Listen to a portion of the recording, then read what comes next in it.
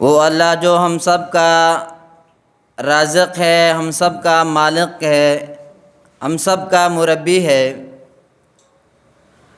درود و سلام ہو ہمارے پیارے نبی صلی اللہ علیہ وسلم کی ذات اقدس پر۔ مختصر حمد و صلوات کے بعد بارگاہ الہی میں یہ دعا ہے، یہ التجا ہے کہ اللہ مجھے حق اور سچ بیان کرنے کی توفیق عطا فرمائے، اور پھر ہم سب کو ان باتوں پر عمل کرنے کی بھی توفیق عطا فرمائے۔ گزشتہ جمعۃ المبارک میں ہم نے رمضان المبارک کے کچھ خصائص اور فضائل بیان کیے تھے، تو آج کے خطبے میں انشاءاللہ وہ فوائد اور وہ فضائل بیان کریں گے جو رسول اللہ صلی اللہ علیہ وسلم نے ماہ رمضان اور روزے کے حوالے سے بیان کیے ہیں۔ امام ترمذی رحمہ اللہ نے ابن ماجہ میں بھی یہ حدیث موجود ہے، صحیح ترغیب و ترہیب للالبانی میں یہ حدیث موجود ہے، احادیث کی بیشتر اور اکثر کتابوں میں یہ حدیث نقل ہے۔ حدیث کا راوی ابی ہریرہ رضی اللہ تعالی عنہ ہے۔ بیان کرتے ہیں کہ رسول اللہ صلی اللہ علیہ وسلم نے فرمایا ہے، اذا كان اول ليلة من شهر رمضان صفدت الشياطين ومردت الجن وغلقت ابواب النار لم يفتح منها باب وفتحت ابواب الجنة فلم يغلق منها باب وينادي مناد يا باغي الخير اقبل وَيَا بَاغِيَ الشَّرِّ اقْصِرْ۔ رسول اللہ صلی اللہ علیہ وسلم نے فرمایا ہے، اذا كان اول لیلۃ من شہر رمضان، جب رمضان المبارک کی پہلی رات داخل ہوتی ہے، پہلی رات شروع ہوتی ہے، تو اللہ تعالیٰ رمضان المبارک کے مہینے کی فضیلت اور برکت کی وجہ سے اللہ تعالیٰ تمام تر شیاطین کو جگڑ دیتے ہیں۔ وَمَرَدَةُ الْجِنِّ، اور اللہ تعالیٰ سرکش جنات کو بھی جگڑ دیتے ہیں۔ اس حدیث میں رسول اللہ صلی اللہ علیہ وسلم نے 4 خصوصیات بیان کی ہے ماہ رمضان المبارک کی۔ پہلی خصوصیت تو یہ بیان ہوئی ہے کہ رمضان المبارک کے مہینے میں اللہ تعالیٰ جنات کو اور شیاطین کو جگڑ دیتے ہیں تاکہ وہ اللہ تعالیٰ کے بندوں کو گمراہ نہ کر سکیں۔ اب سوال یہ پیدا ہوتا ہے کہ جب اللہ تعالیٰ نے شیاطین کو بھی جگڑ دیا ہے، جنات کو بھی جگڑ دیا ہے، لیکن انسان تو ویسے کا ویسا ہے۔ انسان جو عام مہینوں میں اللہ تعالیٰ کی نافرمانی کرتا تھا، وہ تو رمضان کے مہینے میں بھی وہی نافرمانی کرتا ہے۔ پھر یہ بندہ گناہوں سے کیوں باز نہیں آتا؟ تو اس کی بے شمار وجوہات ہے، لیکن سب سے بڑی وجہ جو ہے وہ یہ ہے کہ شیطان سے بڑھ کر انسان کا دشمن جو ہے وہ خود انسان کا اپنا نفس ہے۔ شیطان کو تو اللہ تعالیٰ نے جگڑ دیا ہے، جنات کو اللہ تعالیٰ نے جگڑ دیا ہے۔ اے انسان، تجھ پر لازم ہے کہ اپنے نفس کو تو جگڑ لے۔ جب تو اپنے نفس کو جگڑ لے گا تو کبھی بھی تو اللہ تعالیٰ کی نافرمانی نہیں کرے گا۔ اس بات کی طرف لوگ نہیں آتے۔ ہمیں تو یہ بات نظر آتی ہے کہ شیاطین تو جگڑ گئے ہیں، لیکن ہم گناہ کیوں کر رہے ہیں؟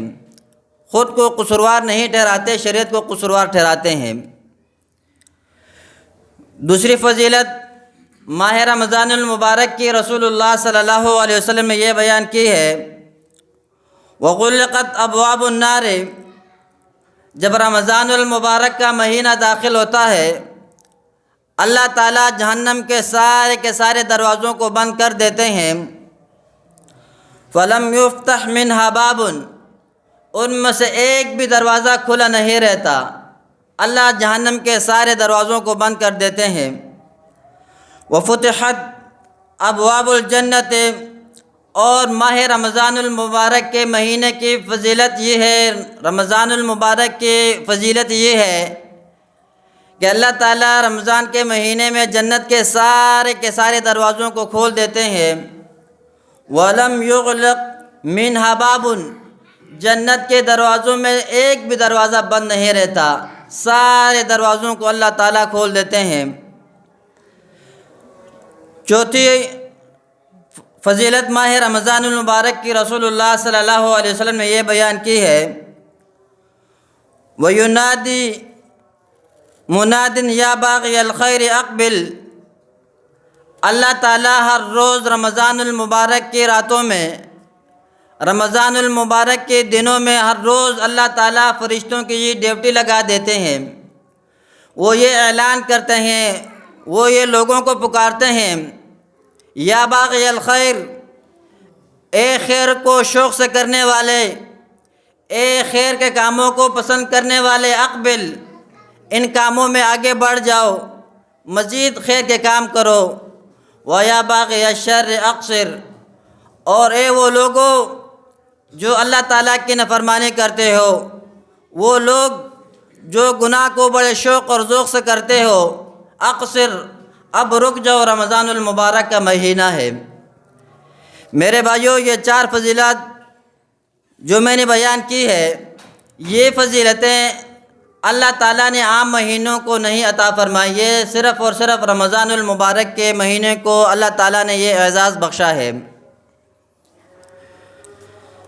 پانچویں فضیلت، رسول اللہ صلی اللہ علیہ وسلم نے رمضان المبارک کی یہ بیان کی ہے۔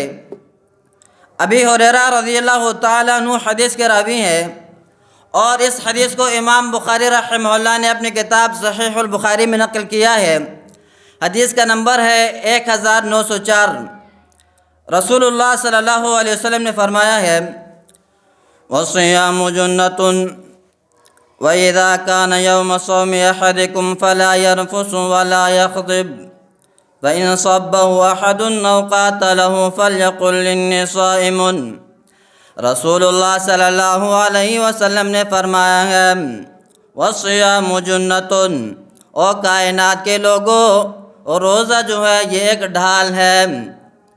اذا کان یوم صوم احدکم، جب آپ میں سے کوئی بندہ روزہ ہو، فلا یرفث، تو وہ بیہودہ باتیں نہ کرے، بیہودہ کام نہ کرے، لغویات نہ کرے، ولا یصغب، اور نہ کسی سے وہ جھگڑا کرے۔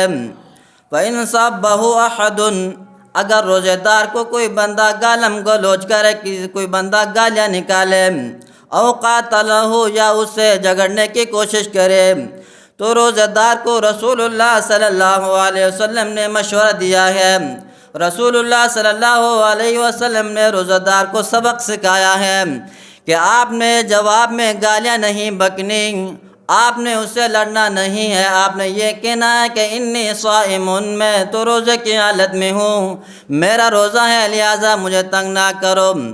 یہ رسول اللہ صلی اللہ علیہ وسلم نے رمضان المبارک کی فضیلت بیان کی ہے کہ رمضان کا جو روزہ ہوتا ہے یہ انسان کے لیے ڈھال ہوتا ہے۔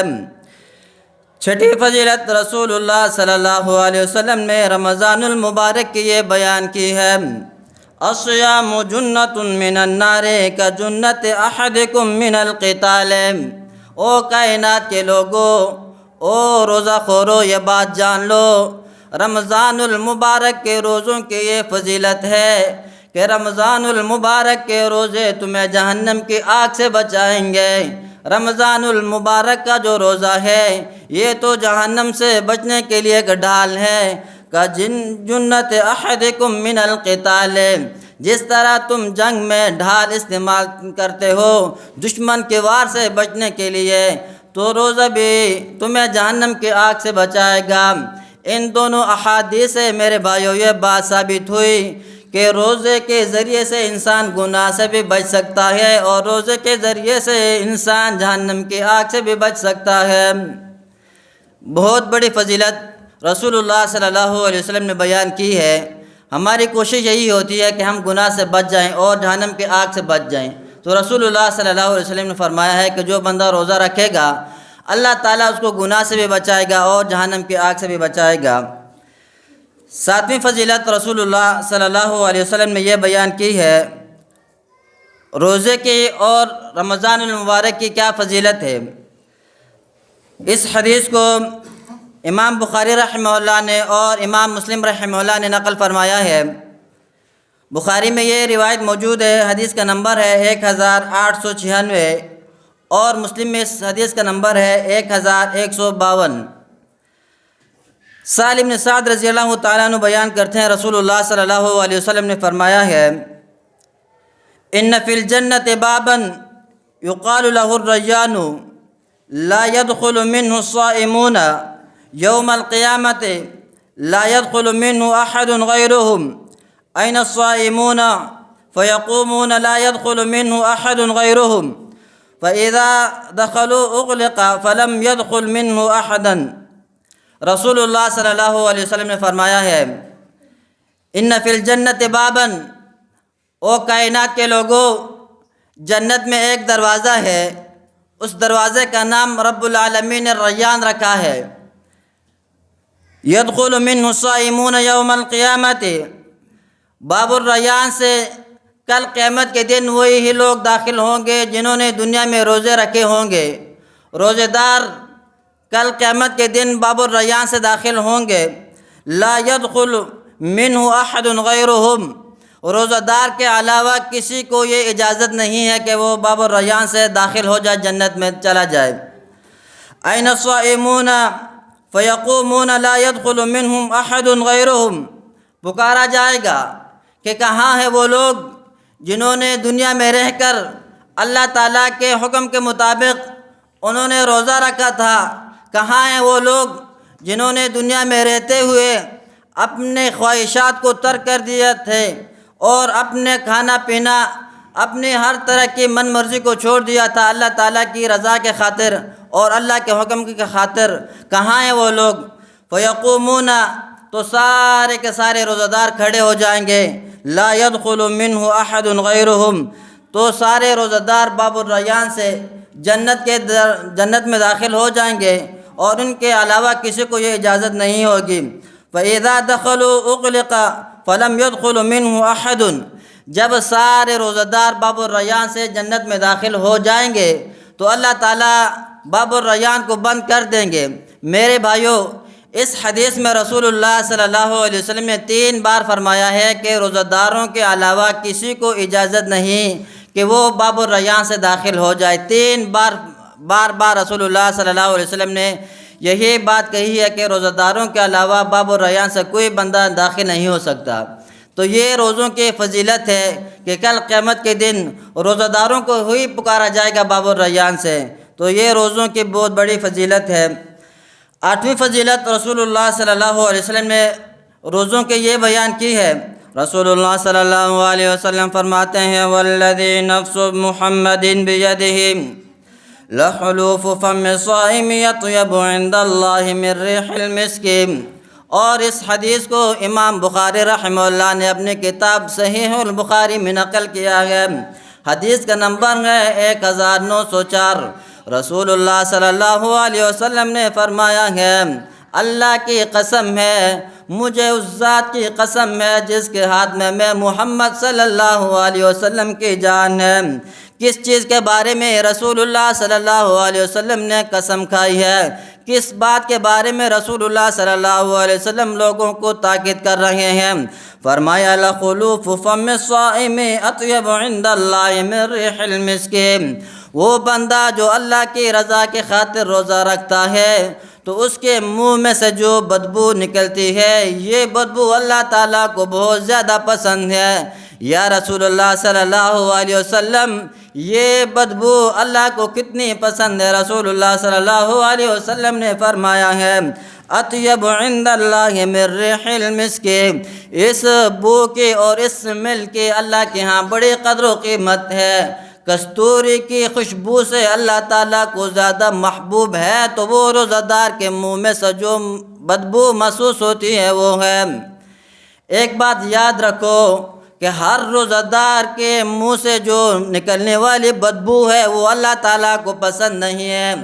ایک بات جان لو، کیونکہ رسول اللہ صلی اللہ علیہ وسلم کی صحیح حدیث ہے، من لم يدع قول الزور والعمل به فليس لله حاجة ان يدع طعامه وشرابه۔ جو بندہ روزہ رکھ کر جھوٹ بولنا نہ چھوڑ دے، دغا بازی نہ چھوڑ دے، فلیس للہ حاجۃ، تو اللہ تعالیٰ کو ایسے بندے کے روزے کی کوئی ضرورت نہیں ہے۔ جب ایک بندے کا روزہ اللہ تعالیٰ کو پسند نہیں ہے تو اس کے منہ کی بدبو اللہ تعالیٰ کو کہاں سے پسند آئے گی؟ اس روزہ دار کے منہ کی بدبو اللہ کو پسند ہے جو اللہ تعالیٰ کے حکم کے مطابق، رسول اللہ صلی اللہ علیہ وسلم کے حکم کے مطابق، جس طرح شریعت میں کہا گیا کہ ان حدود کے اندر رہ کر آپ نے روزہ رکھنا ہے، ان روزہ داروں کے منہ کی جو بدبو ہے وہ اللہ تعالیٰ کو پسند ہے۔ ہر روزہ دار کے منہ کی بدبو اللہ تعالیٰ کو پسند نہیں ہے۔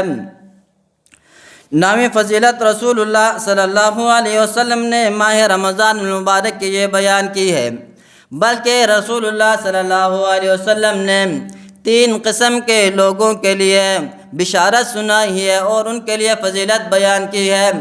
موحد کے لیے اور سخی کے لیے اور روزہ دار کے لیے رسول اللہ صلی اللہ علیہ وسلم نے فضیلت بیان کی ہے۔ رسول اللہ صلی اللہ علیہ وسلم نے فرمایا ہے، حذیفہ رضی اللہ تعالیٰ عنہ حدیث کے راوی ہیں، من قال لا الہ الا اللہ ابتغاء وجہ اللہ ختم له بها، جو بندہ صدق دل سے لا الہ الا اللہ کی گواہی دے دے اور اسی حالت میں اس کا خاتمہ ہو جائے، یعنی اسے موت آ جائے، رسول اللہ صلی اللہ علیہ وسلم نے فرمایا ہے، دخل الجنہ، یہ بندہ جنت میں داخل ہوگا۔ موحد کو اللہ کے رسول صلی اللہ علیہ وسلم نے گارنٹی دی ہے، موحد کو اللہ کے رسول صلی اللہ علیہ وسلم نے خوشخبری دی ہے، اگر بندہ اپنی توحید پر قائم رہے اور توحید صرف اللہ تعالیٰ کے لیے اس نے قبول کی ہو تو رسول اللہ صلی اللہ علیہ وسلم نے فرمایا ہے کہ اس کا ایمان بالخیر ہوگا، اس کا خاتمہ بالخیر ہوگا اور وہ بندہ جنت میں داخل ہوگا۔ دوسری فضیلت رسول اللہ صلی اللہ علیہ وسلم نے روزہ دار کی بیان کی ہے، وَمَنْ صَامَ يَوْمًا ابْتِغَاءَ وَجْهِ اللَّهِ خُتِمَ لَهُ بِهَا دَخَلَ الْجَنَّةَ، جو بندہ روزہ رکھے گا اور اسے روزے کی حالت میں موت آ جائے تو یہ موت اس کو آنے کے لیے اس کے لیے خوشخبری بھی ہے اور اس کے لیے اللہ کے رسول صلی اللہ علیہ وسلم نے فضیلت بھی بیان کی ہے کہ جس بندے کو روزے کی حالت میں موت آ جائے تو یہ نشانی ہے کہ اس بندے کا خاتمہ جو ہے وہ خیر پر ہے، ایمان پر ہے۔ اور دوسری فضیلت رسول اللہ صلی اللہ علیہ وسلم نے یہ بیان کی ہے، دخل الجنہ، روزے کی حالت میں جس بندے کو موت آ جائے تو وہ خوش نصیب ہے، اللہ تعالیٰ اس بندے کو جنت میں داخلہ عطا فرمائے گا۔ تیسری فضیلت رسول اللہ صلی اللہ علیہ وسلم نے سخی کے لیے بیان کی ہے، وَمَن تَصَدَّقَ بِصَدَقَةٍ ابْتِغَاءَ وَجْهِ اللَّهِ خُتِمَ بِهَا دَخَلَ الْجَنَّةَ، جو بندہ صدقہ کرتا ہے اور صدقہ کرنا یہ بہت بڑی عبادت ہے، لیکن بندہ صدقہ اس نیت سے کرے، اس غرض سے کرے کہ میرا رب راضی ہو جائے، کسی کو راضی کرنا مطلوب نہ ہو، صدقہ میں نے کرنا ہے اللہ کی رضا کے خاطر میں نے صدقہ کرنا ہے، تو اس صدقے کی اللہ تعالیٰ کے ہاں بڑی قدر و قیمت ہے۔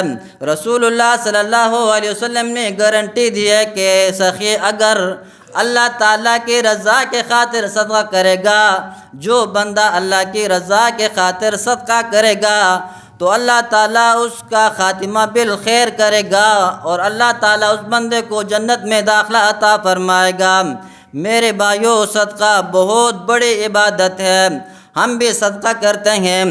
رسول اللہ صلی اللہ علیہ وسلم کا طریقہ کار کیا تھا صدقہ کرنے کا؟ انس رضی اللہ تعالیٰ عنہ حدیث کے راوی ہیں، بیان کرتے ہیں کہ سب لوگوں میں زیادہ صدقہ کرنے والے رسول اللہ صلی اللہ علیہ وسلم تھے۔ جب رمضان کا مہینہ داخل ہوتا رسول اللہ صلی اللہ علیہ وسلم اتنا صدقہ کرتے، اتنا صدقہ جتنا تیز ہوا نہیں چلتی اس سے زیادہ رسول اللہ صلی اللہ علیہ وسلم صدقہ کیا کرتے تھے۔ تو میرے بھائیو، رمضان المبارک کا مہینہ بھی ہے۔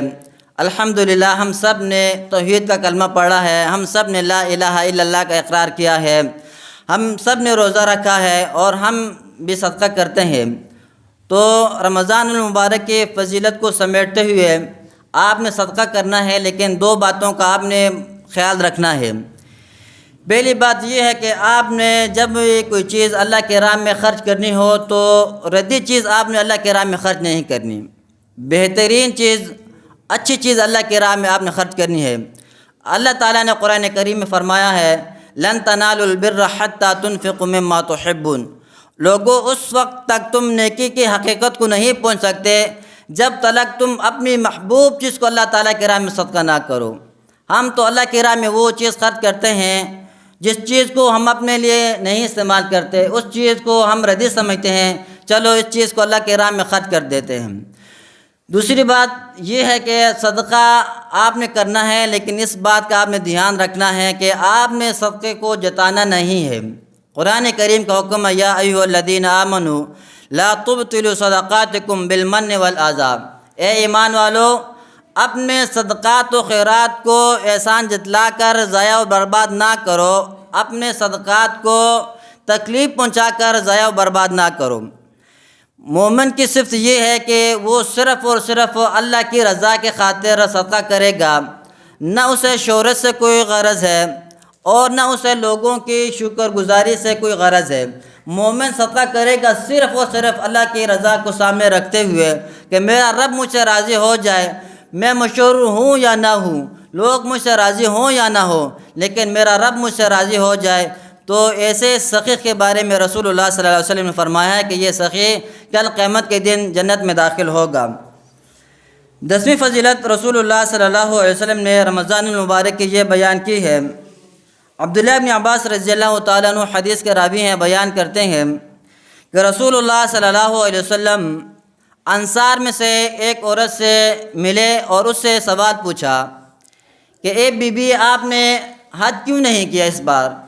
تو وہ عورت کہنے لگی اے اللہ کے رسول صلی اللہ علیہ وسلم ہمارے پاس 2 اونٹنیاں ہیں، ایک اونٹنی پر میرا شوہر اور میرا بیٹا سوار ہو کر چلے گئے حج کے لیے، اور جو دوسری اونٹنی ہے اس سے ہم گھر کے کام کاج کرتے ہیں، وہ گھر کے کاموں کے لیے ہم استعمال کرتے ہیں، تو سواری نہ ہونے کی وجہ سے میں اس سال حج کو نہیں جا سکی۔ تو رسول اللہ صلی اللہ علیہ وسلم نے اس عورت کو مشورہ دیا ہے۔ رسول اللہ صلی اللہ علیہ وسلم نے فرمایا ہے فَإِذَا جَاءَ رَمَضَانَ فَاعْتَمِرِي فَإِنَّ عُمْرَةً فِيهِ تَعْدِلُ حَجَّةً۔ رسول اللہ صلی اللہ علیہ وسلم نے رمضان المبارک کی فضیلت بیان کی، رمضان المبارک کی خصوصیت بیان کی، اور اس عورت کو یہ مشورہ دیا کہ جب رمضان المبارک کا مہینہ آ جائے تو آپ نے یہ کام کرنا ہے کہ آپ نے رمضان المبارک کے مہینے میں عمرہ کرنا ہے۔ جب آپ رمضان کے مہینے میں عمرہ کرو گی تو تمہارا یہ عمرہ جو ہے حج کے برابر اللہ تعالیٰ لکھ دے گا، حج کا جتنا اجر و ثواب ہوگا اللہ تعالیٰ وہ تمہیں عطا کرے گا۔ یہ رمضان المبارک کے علاوہ کسی مہینے کو یہ فضیلت حاصل نہیں ہے۔ اور اس حدیث سے یہ بات بھی ثابت ہوئی کہ رمضان المبارک کے مہینے میں جو بندہ نفلی عبادت ادا کرے گا اس بندے کو اللہ تعالیٰ فرضی عبادات کا ثواب عطا فرمائے گا۔ یہ رمضان المبارک کے علاوہ کسی بھی مہینے کو، کسی بھی دن کو یہ فضیلت حاصل نہیں ہے۔ 11ویں فضیلت رسول اللہ صلی اللہ علیہ وسلم نے ماہ رمضان المبارک کی یہ بیان کی ہے۔ رسول اللہ صلی اللہ علیہ وسلم نے فرمایا ہے، عمر بن الخطاب رضی اللہ تعالیٰ عنہ حدیث کے راوی ہیں، بیان کرتے ہیں ذاکر اللہ فی رمضان مغفور لہ وسائل اللہ فیہ لا یخیب۔ اس حدیث کو امام طبری رحمہ اللہ نے اور اسی طرح امام بہقی رحمہ اللہ نے نقل کیا ہے۔ رسول اللہ صلی اللہ علیہ وسلم نے فرمایا ہے کہ وہ بندہ جو رمضان کے مہینے میں اللہ تعالیٰ کا ذکر کرتا ہے، اللہ تعالیٰ کو یاد کرتا ہے، تو ذکر بہت سے چیزوں کی طرف منسوب ہوتی ہے۔ ذکر سے مراد نماز بھی ہے، ذکر سے مراد قرآن کریم کی تلاوت بھی ہے، ذکر سے مراد عام جو وظائف ہم کرتے ہیں وہ بھی ہے۔ تو وہ بندہ جو رمضان المبارک کے مہینے میں ذکر کرتا ہے تو اس کے بارے میں رسول اللہ صلی اللہ علیہ وسلم نے کیا بیان فرمایا ہے کہ جو بندہ رمضان کے مہینے میں ذکر کرے گا اس سے اللہ تعالیٰ کا وعدہ ہے کہ وہ بندہ اللہ تعالیٰ ضرور اس کو معاف کرے گا، وہ بندہ مغفور ہے، اس کے گناہوں کو اللہ تعالیٰ معاف کر دے گا۔ رمضان کے مہینے میں ذکر و اذکار کرنے کی یہ فضیلت ہے کہ انسان کے سارے گناہ اللہ تعالیٰ معاف کر دے گا۔ اور وہ بندہ جو رمضان المبارک کے مہینے میں اللہ تعالیٰ سے دعا مانگتا ہے تو ایسے بندے کے بارے میں رسول اللہ صلی اللہ علیہ وسلم نے فرمایا ہے کہ وہ کبھی بھی خالی ہاتھ نہیں واپس آئے گا، اللہ تعالیٰ اس کے ہاتھوں میں ضرور کچھ نہ کچھ ڈالے گا۔ تو حدیث سے یہ بات ثابت ہوئی کہ روزہ دار کی دعا بھی قبول ہوتی ہے اور روزہ دار کا جو ذکر ہے وہ بھی البارگاہ الہی میں قبول ہوتا ہے۔ تو میرے بھائیوں، یہ رمضان المبارک کے کچھ خصوصیات اور فضائل تھے جو میں نے آپ کے سامنے بیان کیے۔ رسول اللہ صلی اللہ علیہ وسلم کا طریقہ کار کیا تھا؟ جب آخری عشرہ شروع ہوتا تو رسول اللہ صلی اللہ علیہ وسلم کا طریقہ کار کیا تھا؟ عائشہ رضی اللہ تعالیٰ عنہ بیان کرتی ہے کہ رسول اللہ صلی اللہ علیہ وسلم کا یہ طریقہ کار تھا، جب رمضان المبارک کا آخری عشرہ شروع ہوتا تھا تو رسول اللہ صلی اللہ علیہ وسلم راتوں کو جاگتے رہتے تھے اور اپنے گھر والوں کو بھی اپنے ساتھ جگائے رکھتے تھے اور اللہ تعالیٰ کی خوب عبادت کرتے تھے۔ اور دوسری بات یہ ہے کہ جب آخری عشرہ شروع ہوتا تو رسول اللہ صلی اللہ علیہ وسلم باقاعدگی کے ساتھ اعتکاف کا اہتمام کرتے تھے۔ تو آج مغرب سے انشاءاللہ العزیز تیسرے عشرے کی پہلی رات شروع ہوگی، تو کوئی بندہ اگر اعتکاف بیٹھنے کا ارادہ رکھتا ہے تو وہ آج غروب سے پہلے مسجد میں داخل ہو جائے اور اعتکاف کے لیے بیٹھ جائے۔ دوسرا مسئلہ آخری عشرے میں جو ہے وہ لیلۃ القدر کا ہے۔ رسول اللہ صلی اللہ علیہ وسلم نے لیلۃ القدر کی بہت فضیلت بیان کی ہے کہ لوگوں، لیلۃ القدر کی یہ فضیلت ہے کہ جو بندہ لیلۃ القدر کی رات کو پا لے تو اللہ تعالیٰ اس بندے کے گناہوں کو بھی معاف کر دے گا۔ اور لیلۃ القدر کے جو عبادت ہے یہ 1000 مہینوں سے زیادہ بہتر عبادت ہے۔ 1000 مہینوں کی مدت بنتی ہے تقریباً 83 یا 84 سال، یعنی جو بندہ لیلۃ القدر کی رات میں تھوڑی سی بھی عبادت کر لے تو اللہ تعالیٰ اس بندے کو 83 یا 84 سال کی عبادت کا ثواب عطا فرمائیں گے۔ تیسرا مسئلہ ہے صدقۃ الفطر کا۔ صدقۃ الفطر کے بارے میں لوگوں کا اختلاف ہے، کچھ کہتے ہیں کہ یہ فرض ہے، کچھ کہتے ہیں یہ واجب ہے، کچھ کہتے ہیں یہ سنت ہے۔ تو جان لو کہ صدقۃ الفطر جو ہے یہ ہر مسلمان پر جو ہے یہ فرض ہے، چھوٹا ہو یا بڑا ہو، گھر میں جتنے بھی فرد ہوں ان سب پر صدقۃ الفطر جو ہے یہ اللہ کے رسول صلی اللہ علیہ وسلم نے فرمایا کہ یہ فرض ہے۔ اب اجناس میں سے صدقۃ الفطر ادا کیا جائے گا 1 صاع۔ صاع سے مراد 2.25 کلو یا 2.5 کلو بنتا ہے، تو ہر بندے کی طرف سے آپ نے 1 صاع ادا کرنا ہے۔ 2.25 کلو آپ نے اجناس میں سے ادا کرنا ہے، گندم ہو جائے، جو ہو جائے، کھجور ہو جائے، کشمش ہو جائے، پنیر ہو جائے، ہر بندہ اپنے گنجائش کے مطابق صدقۃ الفطر ادا کرے گا۔ ایک بندہ ہے کہ وہ کروڑوں میں، لاکھوں میں، اربوں میں کھیل رہا ہے اور وہ گندم کی جو ہے اجناس میں سے صدقۃ الفطر ادا کرے گا تو یہ اپنے آپ کے ساتھ دھوکہ ہے، ظلم ہے۔ اگر اللہ تعالیٰ نے آپ کو مال دیا ہے، اگر آپ کے پاس دولت ہے تو آپ مہنگی چیز کا صدقۃ الفطر ادا کر دیں۔ تو صدقۃ الفطر کا اندازہ جو ہے اور مقدار جو ہے وہ 2.25 کلو ہے۔ ہر بندہ اپنے گنجائش کے مطابق ہر بندے کی طرف سے 2.25 کلو اجناس میں سے ادا کر دے۔ اگر امیر ہو، مالدار ہو، پیسہ ہے آپ کے پاس، کھجور یا کشمش یا پنیر، کوئی بہتر چیز جو ہے وہ ادا کر دو۔ اور ایک مسئلہ یہ بھی ہے کہ بعض لوگ کہتے ہیں کہ ہم تو اجناس نہیں دے سکتے، بعض بندوں کو پیسے کی ضرورت ہوتی ہے، تو آپ پیسے بھی دے سکتے ہیں۔ صدقۃ الفطر کا فائدہ رسول اللہ صلی اللہ علیہ وسلم نے یہ بیان کیا ہے کہ ایک تو آپ کے روزوں میں جو کوتاہی آپ سے ہوئی تھی وہ معاف ہو جائے گی۔ دوسری وجہ یہ اللہ کے رسول صلی اللہ علیہ وسلم نے بیان کی تھے کہ مساکین کا خیال رکھا جائے کہ مساکین کچھ کھا پی لیں گے۔ اگر کوئی ایسا مسکین ہے کہ اس کو پیسوں کی ضرورت ہے، اس کو کپڑوں کی ضرورت ہے، تو اجناس پہ وہ کیا کرے گا؟ تو آپ اس کو نقدی رقم بھی دیکھ سکتے ہیں. تو 240 روپے گندم کا میرا خیال آج کا جو ریٹ ہے آٹے کا وہ 240 روپے بنے گا 2.25 کلو کا, یا اس سے زیادہ بنے گا. تو 240 یا 250 روپے آپ نے فی بندے کی طرف سے صدقۃ الفطر ادا کرنا ہے. اللہ تعالیٰ سے دعا ہے کہ جو کچھ سنا سنایا اللہ ہم سب کو ان باتوں پر عمل کرنے کے توفیق عطا فرمائے.